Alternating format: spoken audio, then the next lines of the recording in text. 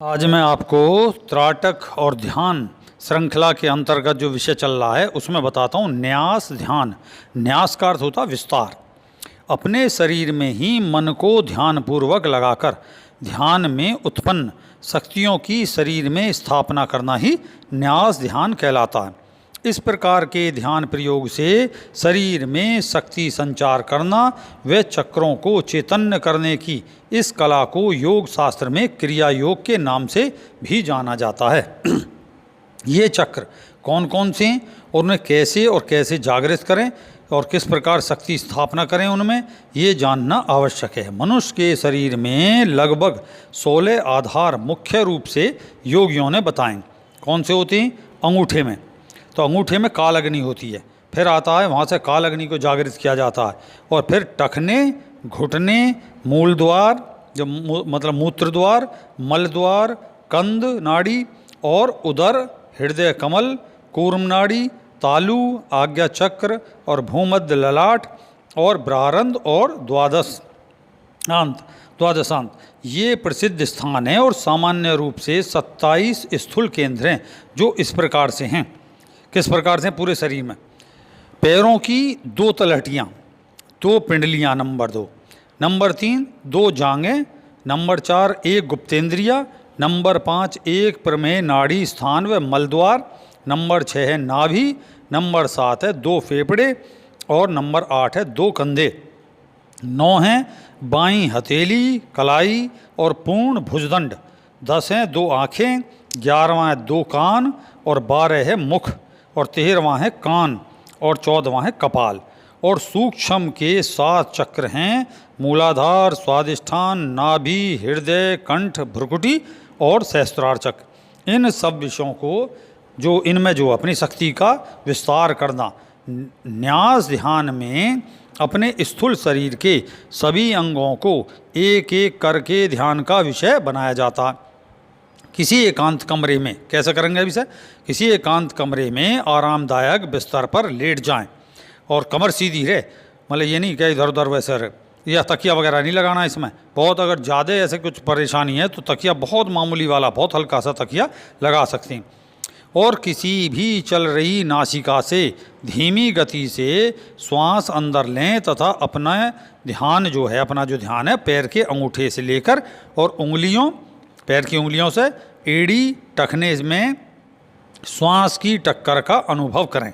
Normally सांस चलेगा, ऐसा नहीं कि आप बहुत गहरा सांस लें, और अगर ऐसा आपको अभ्यास नहीं है तो आप ले सकते हैं। गहरा सांस लें और ऐसा अनुभव करें पैर के अंगूठे में जाकर आपके श्वास की जो भावना है, टक्कर है, वो लग रही है। तो फिर महसूस करें कि मेरे इन अंगों में श्वास व ऊर्जा भर रही है, और 3 बार ऐसे ही धीमी गति का श्वास लें और वे धीमी श्वास गति छोड़ें। अब रुक रुक कर केवल ध्यान में, मतलब ये बंद आँखों से अनुभव करना है, अपनी एक एक करके पिंडलियों को देखें। अब खूब अच्छी तरह से आपको जो है पिंडलियाँ अंतर्मन के सामने दिखाई देने लगें तो फिर गहरी व धीमी श्वास से उत्पन्न जो ऊर्जा है उन अंगों को भर दें। और अब 3 बार करके अगले अंग, जांग और फिर शरीर के अंगों को क्रमशः अंतर्दृष्टि से देखते हुए मन की आंखों से प्राणायाम द्वारा, मतलब क्या है, गहरा सांस लेना और धीरे से छोड़ना। जब धीरे से छोड़ोगे तो ऐसा अनुभव करें, गहरा लेते में तो नाक से होता हुआ, पेट से होता हुआ जिस अंग का ध्यान कर रहे हैं वहाँ पहुँच रहा है, और जब छोड़ रहे हैं सांस तो वो उसी अंग में, नॉर्मली तो सांस बाहर निकल ही जाएगा लेकिन वो उसी अंग में फैल रहा है, ऐसा ध्यान करना है। यही है अंतर प्राणायाम। इससे अंतर्दृष्टि से देखते हुए प्राणायाम करके प्राणों से भरते जाएं और प्राण को, जो प्राणायाम को अब रोक दें, और इस प्रकार करते हुए संपूर्ण शरीर के लगभग 27 केंद्रों को गहरी अंतर्दृष्टि से 2 बार क्रमशः प्रत्यक्ष करें, ऊपर से नीचे और नीचे से ऊपर, मतलब अर्थात पैर के अंगूठे से लेते हुए, मतलब टखने होते हुए पिंडली, जांग ऐसे होते हुए पेट, छाती, गला, चेहरा, माथा, सिर, और फिर सिर के कपाल के ऊपर भाग से अनुभव करते हुए फिर ऐसी जो है सिर, माथा, चेहरा, गला, छाती, पेट, पैर और अंगूठा यहाँ तक करें। तब आप देखेंगे कि आपका अंतर्मन थक जाएगा, वह रुकना चाहता है। अब वो उसे रुकने का आदत नहीं है, भागा फिरता रहता, तो रुकना चाहता है। अतः इस अभ्यास आज के लिए रोक दें, केवल आज का अभ्यास केवल इतना ही करना है। फिर शरीर में जो घट रहा है उसे घटित होते हुए आपको देखना है, ये विषय है यहाँ पर। अब क्या है, मस्तिष्क को शांत आवाज़, जो अब मस्तिष्क में जो अभ्यास से मस्तिष्क में जो शांत आवाज़ करके क्या होगी, चिन चिन चिन चिन करके जो चिन चिन चिनमन की आवाज़ आती है उसे सुने। और यदि निंद्रा आ जाए तो कोई बात नहीं, सो जाएं, अन्यथा चैतन्यता रहे तो उठ बैठ जाएं और फिर जो है अगले दिन अभ्यास दोहराएं। अगले दिन का अभ्यास, आज का इतना ही अभ्यास है कि सो गए तो सो गए और नहीं तो उठ के चेतन तो उठ जाओ, और फिर अगले अभ्यास को दोहराएं अगले दिन। फिर केवल यहाँ तक के अभ्यास द्वारा आपका शरीर एक सूत्र में होकर चेतन और सबल होना प्रारंभ हो जाएगा। इस अभ्यास से शरीर के बटाव हो जाने या भूत प्रेत या मन की अचानक एकाग्रता पा लेने से उत्पन्न परेशानियाँ, जैसे सामने का व्यक्ति दो दो दिखाई देना, वाहन चलाते में सो जाना, एसाद, सिर दर्द, बदन दर्द, थकन, बेचैनी और मानसिक व्यग्रता आदि सब समाप्त होकर तरोताजगी व प्रसन्नता मिलती है इस अभ्यास से। केवल अभी तो इतने अभ्यास से। एक बार इस संबंध में मेरे पास एक व्यक्ति आया और मुझे एकांत बताया कि एकांत में बैठे रहने पर शरीर का मुझे दो भागों में बटा होने का लगातार अनुभव होना और उसके सामने व्यक्ति का अचानक भयंकर आकृति में बदलकर फैल जाना और फिर परस्पर वापस वैसा ही दिखाई देने से दफ्तर में उसे परेशानी होने लगी तथा घर गृहस्थ में पत्नी के साथ से उस संपर्क में परेशानी होने लगी। अपनी प्रत्यक्ष आँखों से बनती बिगड़ती भौतिक वस्तुएं उसे देखने लगा और छूने पर भी वो कुछ कुछ अनुभव होती फिर गायब हो जाती थी। तो वो गायत्री मंत्र का जप करता था। गुरु दीक्षा भी उसने ली हुई थी। गुरु ने गुरु दीक्षा देकर मंत्र तो दे दिया कि जपे जाओ और ईश्वर पाओ, लेकिन बीच में आने वाले अनुभवों का उल्लेख नहीं किया।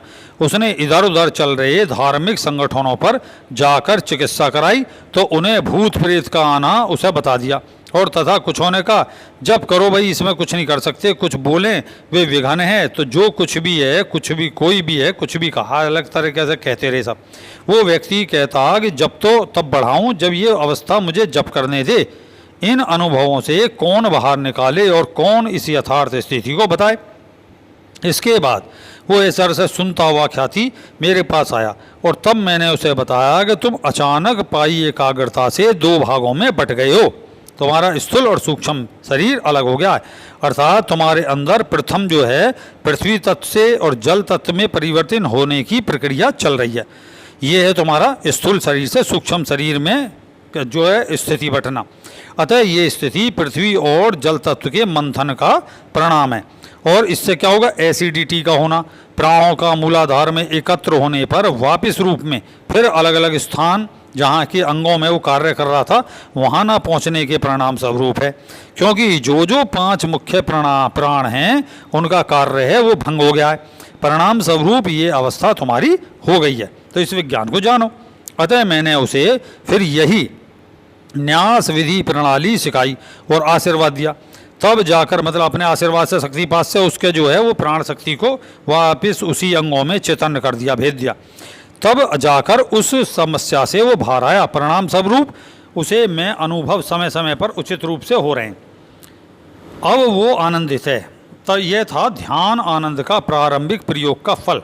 और अब आगे देखें, जब आप देखेंगे आगे चलकर कि प्रथम अभ्यास में कई बार आप अभ्यास दोहराते हुए सो भी जाओगे, आगे चलकर ये अभ्यास का कई बार पूरा करके चैतन्यता का अनुभव कर एक तंद्रा नामक योग स्थिति प्राप्त कर लोगे, तंद्रा में आ जाओगे।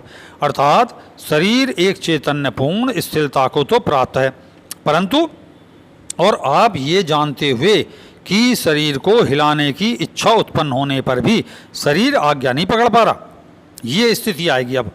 अतः आप एक ऐसी अवस्था में आ गए जैसे कि प्रातःकाल को निद्रा के समय हो जाती हैं कि आपको पता है कि मैं स्वप्न देख रहा हूँ और मैं बिस्तर पर लेटा भी हूँ और वस्तुएं इधर उधर की सुनाई भी आ रही हैं, लेकिन मेरे सामने जो अंदर दृश्य है वो नहीं मिट रहा। जो ही आपका ध्यान शरीर की स्थिति पर जाता है त्यों ही शरीर दिखाई और उसका शरीर का अपने का आभास हो देने लगता है और फिर आप वापस अपने देख रहे स्वप्न में पहुंच जाते हैं। तो ये स्वप्न और शरीर इसके बीच में होते हो। स्वप्न भी खूब साफ दिखाई दे रहा और रंगीन दिखाई दे रहा, ब्लैक एंड वाइट नहीं दिखाई दे रहा, और स्वप्न को आगे बढ़ाने की सोचते हो, त्यों ही स्वप्न आगे की मनचाही यात्रा करने लगता है। फिर शरीर का भान खत्म हो जाता। बस थोड़ा सा मनचाहा या अच्छा स्वप्न होना चाहिए, अन्यथा मन आपका उचट जाएगा। यहाँ बस ये फ़र्क है। तो ये बिल्कुल प्रत्यक्ष और जीवंत स्वप्न अवस्था होती है। यहीं पे कहते हैं कि स्वप्न को पकड़ो, अपने स्वप्न को अपने कब्जे में करो। अगर आप प्रकृति को देख रहे हैं तो प्रकृति अपने पूरे रंग बिरंगे ऐश्वर्य और सुंदरता के साथ दिखाई देने लगती है। यदि आपने किसी पसंदा व्यक्ति आदि को देख रहे हो तो वो यथा चाहे मतलब दिखाई देना शुरू हो जाएगा, लेकिन क्या होगा, उससे आकर्षण विकर्षण होने के कारण फौरन उस रिफ्लेक्शन से, क्योंकि वो जीवित है, उसमें प्राण शक्ति है, तो तुम्हारी चैतन्यता आने से उससे एकदम ऊर्जा आपकी रिफ्लेक्ट होगी और नतीजा आपका ध्यान भंग हो जाएगा, सांस की गति तेज हो जाएगी और भंग हो जाएगा। बिल्कुल यही स्थिति न्यास ध्यान के द्वितीय चरण में उत्पन्न होने लगती है। अब ऐसे स्थिति बन जाए अर्थात शरीर प्रत्यक्ष हो और आसपास का वातावरण भी प्रत्यक्ष होने लगे, तो प्रयत्न करो कि आपके इस स्थूल शरीर में से सूक्ष्म शरीर निकलकर भूमि पर खड़ा हो जाए। अब ऐसा प्रयत्न करना, ऐसा चिंतन करना, ऐसा स्वप्न देखने की प्रयास करना, तब ऐसी अच्छी तरह लगने लगेगा।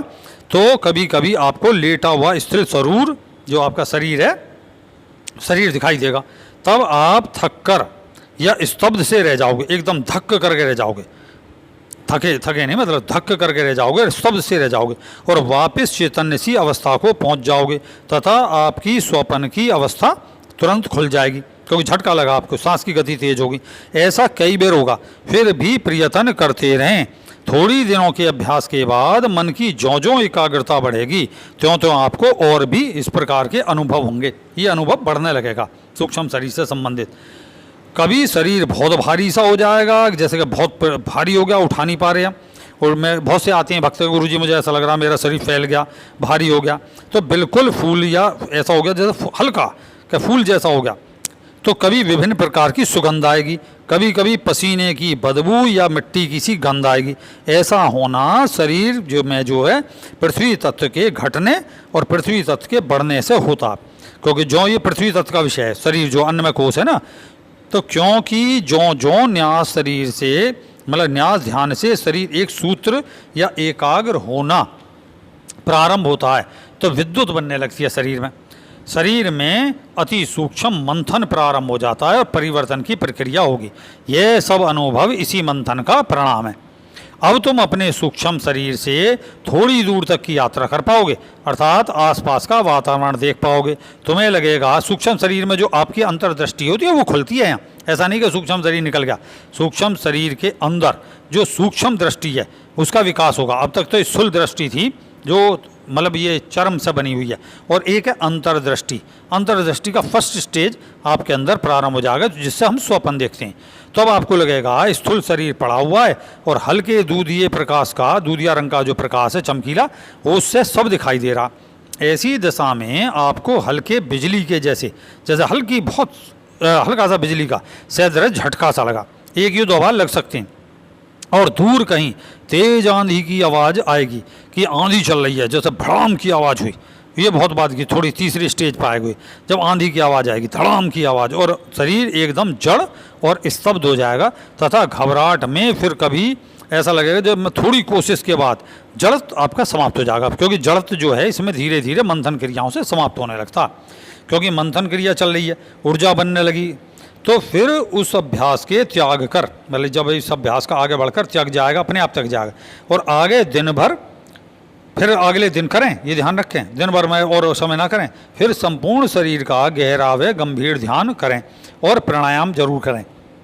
गहरे सांस लें, और जैसे मैंने बताई कि अंगूठे का ध्यान करा, वहाँ ऐसा जैसा खींचा सांस, फिर पैर तक गया और पैर के बाद में वहीं रिलीज कर दिया उसे, वहीं का वहीं उसे विस्तृत कर दिया, पैर के अंगूठे में तलवे में ऐसे करते हुए ऊपर तक लाए, फिर ऊपर से लेते हुए ऐसे नीचे तक लाए। कई बार तो लंबे समय तक आप जड़त्व अवस्था को नहीं पा पाओगे, ऐसा लगेगा नहीं मैं वो नहीं पा रहा, फिर केवल स्थिर अवस्था को ही प्राप्त करोगे कि मैं कुछ स्थिर, ऐसा हो गया जैसे मेरा शरीर गिरा हुआ सा है, और सो जाओगे या निराश न हो इस चीज़ को सबको देखकर। ये मंथन क्रिया जो शरीर में होता है उसके कारण समय तो लगता ही है। अगर कार्यवश बीच में ये साधना टूट भी जाए तो कोई विशेष बात नहीं होती, कोई बात नहीं, कार्य आदि करके फिर साधना प्रारंभ करें। तीसरी जो अवस्था आएगी इसके अभ्यास के बढ़ने पर आपको मृत्यु का अनुभव होने लगेगा, जैसे मैं जड़ हो गया, मृत्यु की प्राप्ति हो गई।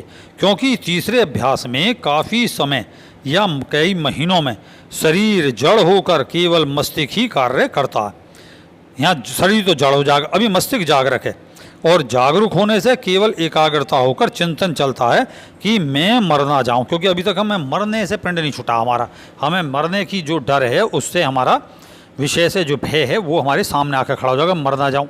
और अगर हृदय बंद हो गया तो मैं मर जाऊँगा, और मुझे फिर कैसे होगा, मैं किसको उठूँगा, क्या करूँगा, मुझे लोग फूंक देंगे, मैं तो अभी मर गया या साधना करने पे। तो ये सब विचार आपके अंदर गति करेंगे, कोई फर्क नहीं पड़ता।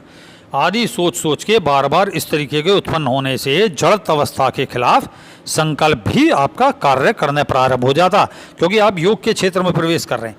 तो ये अवस्था आपकी ऐसे विचार आएंगे और तुरंत ही इसके प्रतिक्रिया स्वरूप शुभ विचार आएगा और वो इस अवस्था को तोड़ देगा, टूट जाएगी फिर ये अवस्था।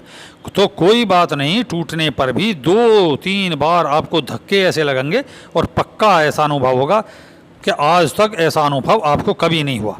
और ऐसी कोई अवस्था आपको ऐसी प्राप्त होगी कि मैं जो है चैतन्य हूँ, चैतन्यता का अनुभव होगा। और फिर उसमें जो है फिर यहाँ पे स्वप्न गहरे आने प्रारंभ होंगे, लेकिन वो चैतन्य अवस्था के स्वप्न होंगे, जैसे आप साक्षात साक्षी हो गए, यही है साक्षी भाव। ऐसी अवस्था मूलाधार में 5 प्राण द्वारा निर्वात अर्थात शून्य बनाने के कारण होती है। जब प्रवेश करता है मूलाधार में प्राण, 5 प्राण इकट्ठे होकर, तो वहाँ शून्य बन जाता, वैक्यूम बन जाता। इसी शून्य को भरने हेतु आते हुए जो प्राण हैं उनके खिंचाव और उनकी गति से सूक्ष्म ध्वनि आंधी चलने व बम फटने की आवाज़ का आपको सुनाई देना अनुभव होता, ये और कुछ नहीं है। 5 प्राण का जो अपने मूलाधार में एंट्री है, यहाँ पर ब्रह्मचर्य को लेकर बड़े विचित्र अनुभव होते हैं। और कभी तो आपका मन बहुत साधु हो जाएगा, कभी नियमशील हो जाएगा, और कभी अकस्मात लगातार कई महीने तक ये बनी रहेगी साधु की स्थिति। और कभी आप कितना ही भौतिक दृश्य देखेंगे इस बीच में, तो कोई फर्क आपके शरीर पर नहीं पड़ेगा। बस चित्र तो देखोगे या सो भी जो भोग आदि चीज़ देखोगे, लेकिन उसका इफेक्ट नहीं आने का। और शांत और जप आदि आपको तीर भावना लगेगी, और जप तेजी से चलेंगे, चिंतन बहुत तेजी से चलेगा। और कभी कभी इतना ज़्यादा मन खराब हो जाएगा कि आपको भोगात्मक वस्तुएं और उसके संपर्क से नित्य जो ऐसा लगेगा जी ये भोग मुझे नित्य चाहिए, भोग की मात्रा तुरंत बढ़ती चली जाएगी। यदि नहीं मिला तो भारी बेचैनी होगी। परिणाम स्वरूप पड़े उस पड़ोस में या घर में बाहर फिल्म आदि देखकर ही मन को अच्छा अनुभव होगा, अभ्यास को छोड़ने लगेगा, मन नए नए बहाने ढूंढेगा। बस सावधानी केवल इतनी सी रखनी है इसकी कि अभ्यास हर हालत में करते रहें, चाहे मन लगे चाहे मन ना लगे, क्योंकि यहाँ नीरसता और सरसता का विषय आएगा। अगर फिर भी शांति ना मिले तो अभ्यास छोड़ दें कुछ समय के लिए और धार्मिक सत्संग करें, पर्यटन करें। जब ये घूमने जाते थे साधु, सामूहिक बैठकों में भाग लें, एकांत में कम रहें। वो फिर थोड़ी शांति मिलते ही मन साधना को अपने आप कहेगा और फिर साधना प्रारंभ अपने आप हो जाएगी और साधना करना प्रारंभ करें। यहाँ तक अवस्था में आपको मानसिक संकल्प सिद्धि जो है वो आपके अंदर प्रकट हो जाएगी। मानसिक संकल्प सिद्धि, जो विचार करोगे वो विचार बहुत ही प्रबल होगा, उसमें नेगेटिविटी नहीं होगा, और मानसिक प्रक्षेपण की शक्तियाँ प्राप्त हो जाएंगी। अधिकतर जो कहोगे वो सत्य सिद्ध होगा और आपको जो अनुभव होगा वो सत्य होने लगेंगे। और दूसरे के विचार पढ़ने लगोगे, सामने वाले के कहने से पहले ही उस बात को कह डालोगे, और उसे ऐसा लगेगा यही बात तो मैं कहना चाह रहा था और फिर इन्होंने कैसे कह दी, हैरत में पड़ जाएगा। आपके प्रति विपरीत लिंगियों का आकर्षण बढ़ने लगेगा, क्योंकि जो अन्नमय कोश है उसमें जो घर्षण प्रारंभ होगा उससे आप में एक ऊर्जा होगी, मैग्नेट खड़ी होगी आपके शरीर के आसपास। आप सामान्य व्यक्ति हो या साधारण, इससे कोई फर्क नहीं पड़ता। फिर जो आपका स्वजन हो या रिश्तेदार हो या पड़ोसी या आसपास के लोग, चलते लोग भी आपको राह में इस प्रकार देखेंगे, तो आप पलट के देखेंगे एक तरीके, जरा सा आपने उसे देखा और वो जो है आपसे एकदम प्रभावित होगा। तो ये पृथ्वी तत्व से जल तत्व में परिवर्तन होना और मूलाधार में प्राणों का आकर्षण होना और एकत्र होने पर संकल्प सिद्धि के साथ ऊर्जा का जो स्थानांतरण कर पाना, अपनी ऊर्जा को कहीं फेंक भी सकते हो, और जल व भभूत राख आदि में संकल्प भरकर रोगी या किसी भी समस्याग्रस्त व्यक्ति को, मनुष्य को आप उसकी मनोकामना देकर उसे रोग मुक्त या उसकी मनोकामना को पूरे करने की शक्ति प्राप्त हो जाती है। शुरू में जो भगत जी बन जाए ना, वो इसी अवस्था बन जाते हैं कि मूलाधार में और प्रवेश हुआ और उन्हें एक जड़वत समाधि हो गई या देवी वगैरह आ गई। इस तरीके की जो देवी अनुभव ये सब होते हैं इसी अवस्था पर आ जाते हैं। फिर वो जो कहते हैं काफ़ी हद तक संकल्प सिद्ध हो जाता। तो ये शक्ति जो है कुछ हजार और कुछ 1 लाख के लगभग लोगों की मनोकामना और स्वास्थ्य सिद्ध कर पाती है यहाँ तक पहुँचने पर, और फिर गिरती चली जाती है। ये ध्यान रखें। इसके बाद अगर अभ्यास छोड़ दिया तो गिर जाएगी और इसके बाद जो है आप पतन को प्राप्त हो जाओगे। इससे अधिक और लाखों करोड़ों मनुष्य और जीवों के जो मनोकामना है उसकी सिद्धि हेतु जल तत्व का अग्नि तत्व में और अग्नि तत्व का वायु तत्व में पूर्णता परिवर्तन हो जाने पर ही ये अवस्था प्राप्त होती है कि मैं शक्ति का प्रवाह दूर तक कर सकूं। जब अग्नि तत्व में आ जाओगे और वायु तत्व में, तो अपनी ऊर्जा को जो संसार में वायु है सूक्ष्म, उसके माध्यम से प्राण शक्ति के माध्यम से अपनी से कहीं भी संचारित कर सकते हो। इस बीच कुंडलिनी जो है स्वादिष्ठान चक्र तक निवास करने लगती है। वैसे उच्चतम अभ्यास के बने रहने पर कुल जो कुंडलिनी है, जो शक्ति है, वो सहस्त्रार में टक्कर देने लगती है। नाभि तक तो सिद्ध होती ही नहीं है वैसे, क्योंकि नाभि तक तो भाई बिरला है। नाभि तो इतिहास में गिने चुने महायोगियों की खुल पाई और खुल पाती है। अतः साधक की कुंडलिनी का सहस्त्रार तक जो आघात मतलब क्रिया प्रतिक्रिया होती है उसका आघात होता, मैं और सत्संग में बता चुका हूँ। इसके बावजूद भी स्वादिष्ठान पर अपना निवास बना लेती है, या यूँ कहें स्वादिष्ठान चक्र में बार बार ऊर्जा की तरंगें सहस्त्रार तक जाती रहती हैं, क्योंकि क्रिया प्रतिक्रिया क्षेत्र है। एक का क्रिया दूसरे की प्रतिक्रिया, ये रिफ्लेक्शन चलता है शरीर में।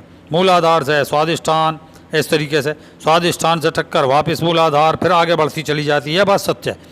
अन्यथा बीच के चक्र तो भेदने की माने पड़ेंगे। इसके आगे का विस्तार मैं आगामी विषय में बताऊंगा। तो ये है न्यास ध्यान प्राणायाम करें, रेही क्रिया योग करने वाले को ये सब अवस्थाएं स्वयं प्राप्त हो जाती हैं। वो बस अभ्यास करे। रेही क्रिया योग मैंने सर्वोत्तम, विश्व की सर्वोत्तम विधि को खोजी है और वो अति प्राचीन काल की है। बस करो। सत्य ओम सिद्धाय नमः मंत्र के साथ, सत्य ओम सिद्धाय नहीं फट स्वा के साथ रेही क्रिया करोगे, अनंत लाभ देखोगे। ये सब न्यास ध्यान तो उसमें अपने आप स्वयं है। और इसी के साथ आशीर्वाद देता हूँ। जय सत्य ओम सिद्धाय नमः।